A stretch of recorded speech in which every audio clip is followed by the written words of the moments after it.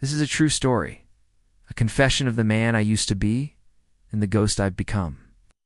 I watched my wife of 12 years, Alina, step out of a black Audi in the back corner of a rain-slicked parking lot in downtown Chicago, her hand sliding familiarly down the spine of a man who was unto me while they walked toward the service. Entrance of the Langham Hotel. If you genuinely enjoy our stories, please subscribe to the channel. Tell us where you're from and what time it is right now. It's always fascinating to know how far our story flows. The rain was coming down in those heavy, freezing needles typical of a Chicago November, blurring the windshield of my parked truck.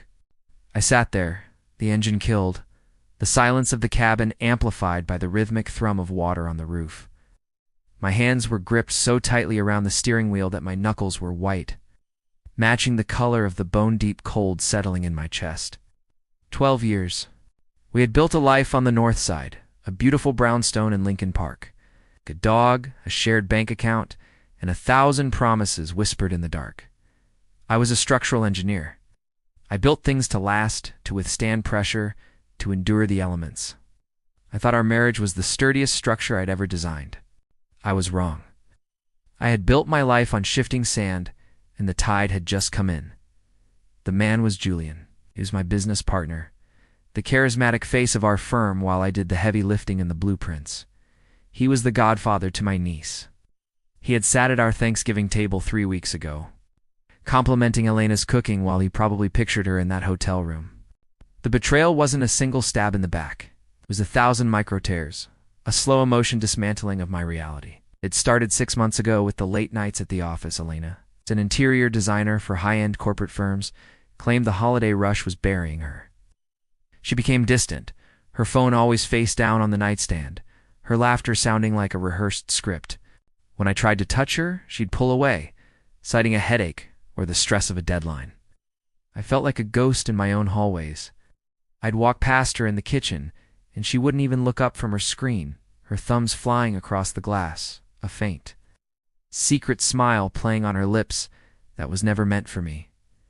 I remember the first time I felt the knot in my stomach. It was a Tuesday.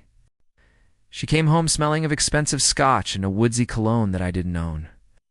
Julian took the team out for drinks after the pitch, she'd said, tossing her keys on the marble island without looking at me.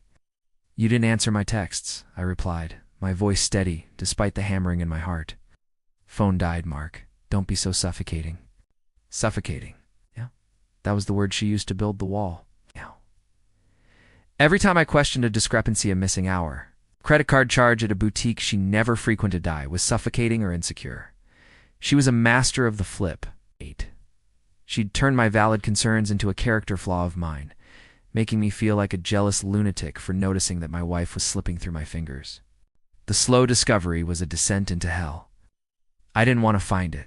I prayed I was wrong, but the gut never lies.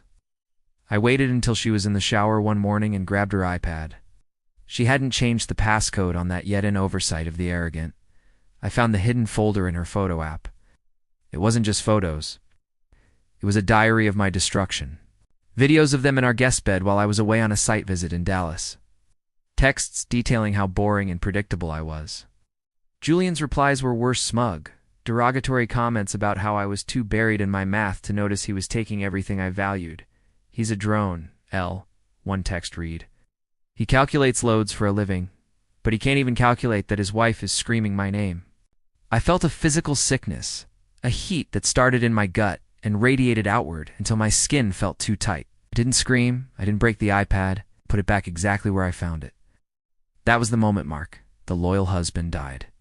The man who replaced him was someone I didn't recognize, a man who understood that if you want to take down a skyscraper, you don't attack the roof, you compromise the foundation. For the next month, I lived a double life. I was the doting, oblivious husband. I kissed her cheek when I left for work. I listened to her lies about weekend work retreats in Lake Geneva. Sighed. I was a cold machine. I hired a private investigator named Elise, former CPD detective, who looked like he'd seen the worst of humanity and survived it. You want a divorce, or you want a funeral? Elias asked me in a dim diner off Western Avenue. Want her to feel the weight of what she's done, I said. And I want him gone. Elias nodded. He started tracking them. Got the high-resolution shots, the kisses in the parking garages, the hand-holding at the expensive restaurants on Wacker Drive, the entry and exit times at the hotels, but I needed more. In Illinois, adultery doesn't always sway a judge as much as it should, but financial fraud does. And I knew Julian. It was greedy. I started digging into our firm's accounts. I'm an engineer. I notice when things don't balance. I found that Julian had been skimming off the top of our latest bridge contract, funneling money into an offshore account, and Alina, she was helping him. She was using her design firm to inflate invoices, laundering the extra through her business. They weren't just betraying my bed. They were stealing my future. They felt untouchable. I'd see them at office parties, Julian clapping me on the shoulder, calling me partner, while Alina stood by, looking at me with a mixture of pity and contempt. They thought I was the drone. They thought I was too weak to fight back. The breaking point came on our 12th anniversary. I had booked a table at Alinea months in advance. She texted me an hour before, saying she was stuck at a client's house in Hinsdale and couldn't make it. I drove to the Langham instead. I sat in that rainy parking lot and watched them. That was the night I stopped feeling pain and started feeling purpose. I began the estate planning phase. I told Alina that with the new contracts coming in, we needed to protect our assets. I brought home a stack of documents. It's just standard stuff, honey. I told her over dinner, my voice as smooth as the wine she was sipping. A post-nuptial agreement to ring-fence the firm's liability. It actually gives you more of the house if we ever sell. She barely read them. She was too busy texting under the table. She signed her name with a flourish, not realizing she was signing away her right to any alimony, any share of the firm, and acknowledging that any proven moral turpitude or criminal financial activity would forfeit her interest in our marital assets. I had my own lawyer, a shark named Kessler, draft it with surgical precision. Then came the social trap. Elena's father was a deacon in a very conservative, very wealthy community in the north suburbs. Her reputation was her currency. She lived for the likes on Instagram, the status of being the power couple of the Gold Coast. I decided to give her the audience she craved. The firm was celebrating its 15th anniversary with a massive gala at the Art Institute of Chicago. All our major clients, the press, and our families were invited. Julian was set to give a keynote speech about integrity in design. The week before the gala, I made sure all the pieces were in place. I sent the evidence of the financial fraud to the feds anonymously. I sent a copy of the special video to Julian, Sweefa, a woman who came from old money and owned 60% of his voting shares in our firm. I waited until the night of the event. The ballroom was magnificent. Crystal chandeliers, the smell of lilies, the elite of Chicago in tuxedos and gowns. Alina looked stunning in a backless silk dress, her arm linked through mine as we worked the room. Julian was across the hall, beaming, the king of his own hollow mountain. "You okay, Mark?" Alina asked, noticing my silence. "You seem quiet tonight." "Just taking it all in, Elena," I said, smiling at her for the last time. It's a night to remember. When it was time for the presentation, a large screen was lowered for the history of the firm's slideshow. I had volunteered to handle the media. Julian took the stage, the spotlight hitting his smug, tanned face. Success, Julian began, his voice booming through the speakers, is built on trust. It's built on the foundations we lay with those we love and those we work with. I stood at the back of the room with the tech crew. I nodded to the technician ID paid $5,000 to mistakenly load the wrong file. The screen flickered. Didn't show the bridge we built in 2018. It showed a high-definition video of Julian and Alina in the Drake Hotel. The audio crisp and clear filled the ballroom. Elena's voice moaning Julian's name, then her laughing as Julian called me a pathetic ATM. The silence that followed was heavy, suffocating, and absolute. It was the sound of 100 social deaths happening at once. I watched Elena's face. The blood drained from it until she was the color of ash. She turned to the room, her eyes wide, searching for a way out, but there were only cameras and the horrified stares of her parents. Julian stopped speaking mid-sentence. He looked at the screen, then at the audience, then at me. I stood at the back, my arms crossed, and I didn't look away. I wanted him to see the drone watching his empire collapse. But I wasn't done. As the video continued, I walked to the front of the room.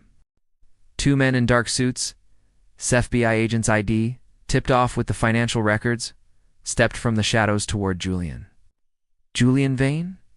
one of them said, loud enough for the front rows to hear. "You're under arrest for wire fraud and embezzlement." The room erupted.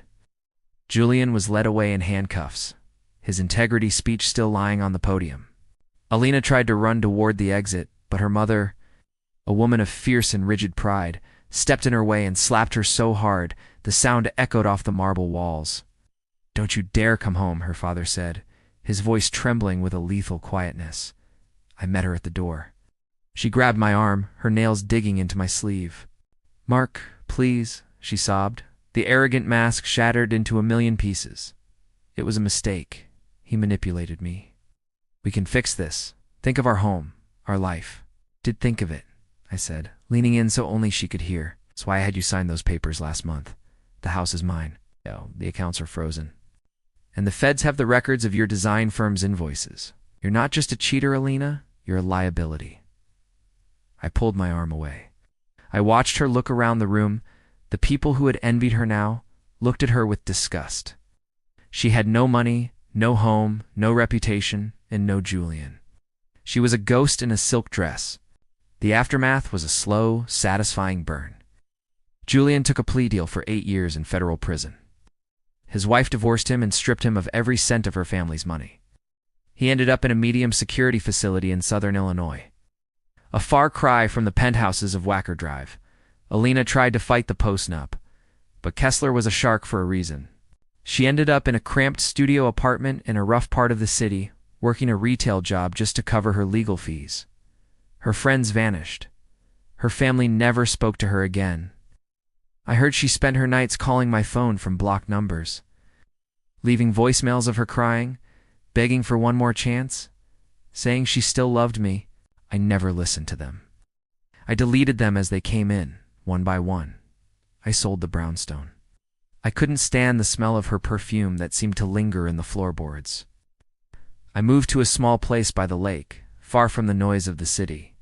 Sometimes, I sit on the pier at night and watch the lights of the Chicago skyline reflecting in the dark water. People tell me I should be happy that I got the perfect revenge. But the truth is, revenge is a cold comfort. It doesn't put the pieces of your soul back together. It just ensures that the people who broke you have to live in the wreckage too. I saw her once, months later. She was standing at a bus stop on a gray, slushy Tuesday. She looked older. Her hair was lank, her coat was thin, and the arrogance that once defined her was gone, replaced by a hollow, haunted stare. She didn't see me. I drove past, the heater in my truck humming, the path ahead of me clear and empty. I had designed a masterpiece of destruction, and I was the only one left standing to witness the ruins. The man who loved her is dead, and the man who replaced him doesn't know how to feel anything at all. The end.